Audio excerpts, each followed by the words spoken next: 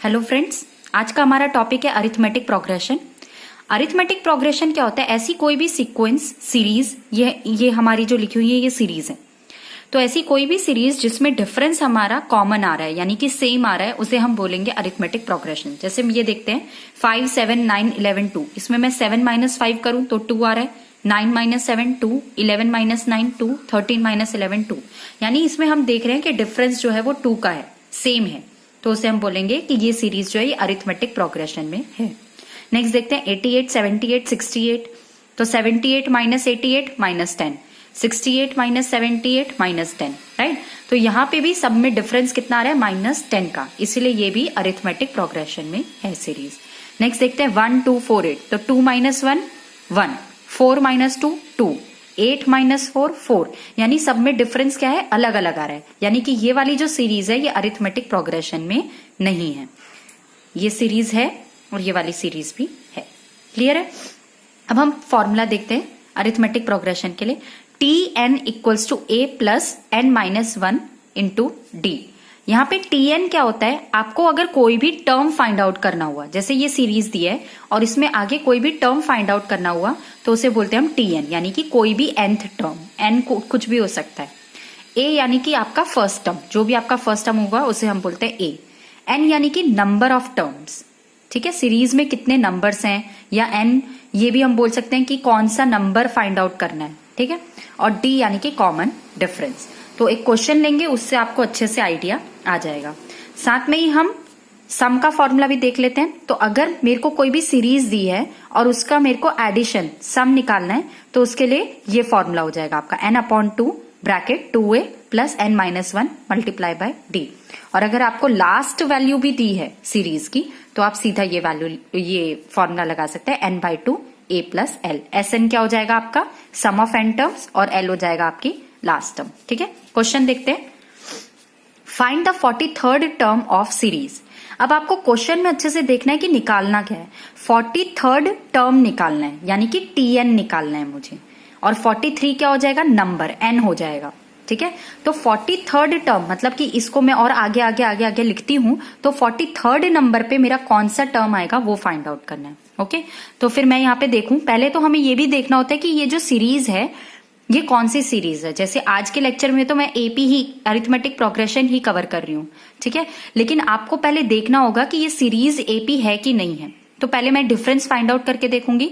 तो 13 - 16 - 3, 10 - 13 - 3, 7 - 10 - 3, यानी कि ये सीरीज एपी में है, जिसमें डिफरेंस क्या आ रहा है? Common difference -3।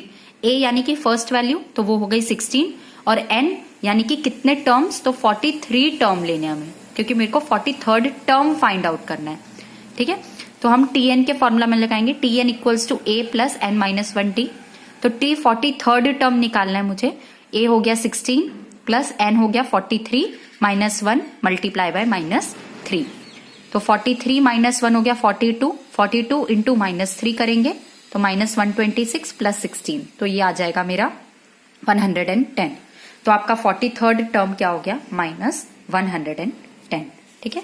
दूसरा क्वेश्चन देखते हैं हम।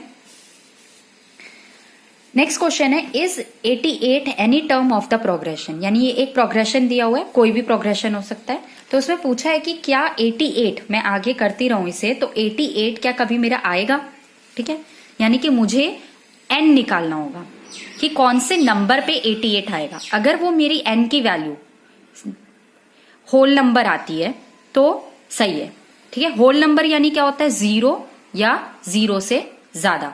यानी कि अगर आपका n नेगेटिव या पॉइंट में आता है तो वो वैलिड नहीं है, क्योंकि n यानी कि नंबर्स, तो वो पॉजिटिव या पॉजिटिव भी हो सकता है, नेगेटिव या डेसिमल में नहीं हो सकते हैं। ओके, तो हम फाइंड आउट करते हैं। पहले तो ये देखेंगे कि ये एपी में सीरीज है कि नहीं है।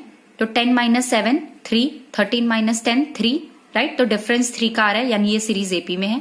ए हो गया मेरा 7, डी हो गया 3, और Tn यानी 88 हो गया। अब मैं इसमें n फाइंड आउट करके देखूंगी।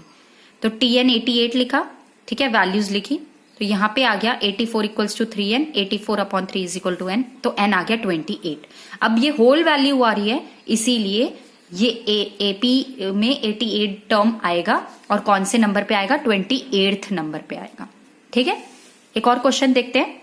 How many number of 2 digits are divisible by 6? कितने नंबर ऐसे 2 डिजिट्स के जो 6 से डिवाइड होते हैं? तो हम पहले सबसे स्मॉलेस्ट 2 डिजिट नंबर देखें तो वो होता है 10। तो 10 जो है वो 6 से डिवाइड नहीं हो सकता।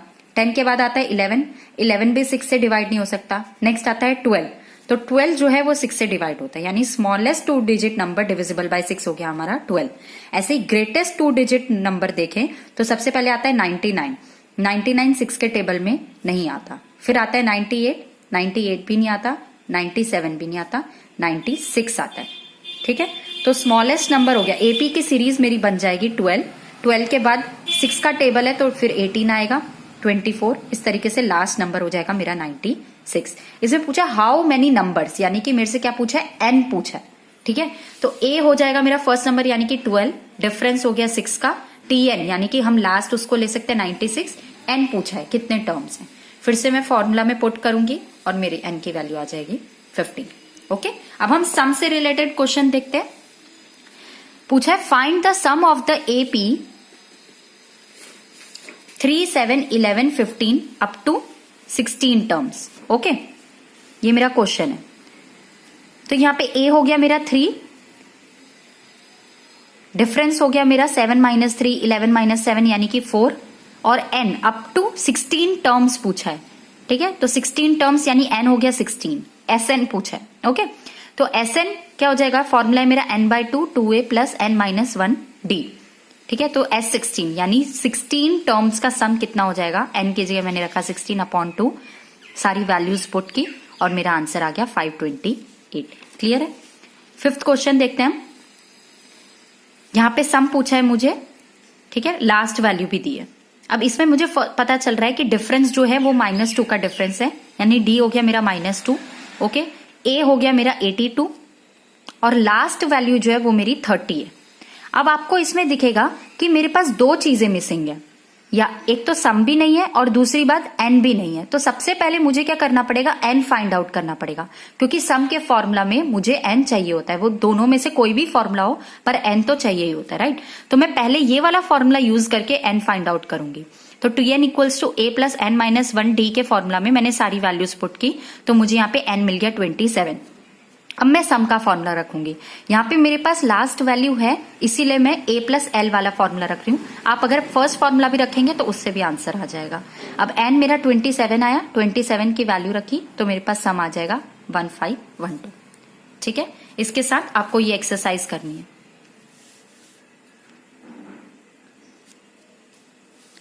ये एक्सरसाइज है और इसके आंसर्स आपको यहां मिले। Thank you.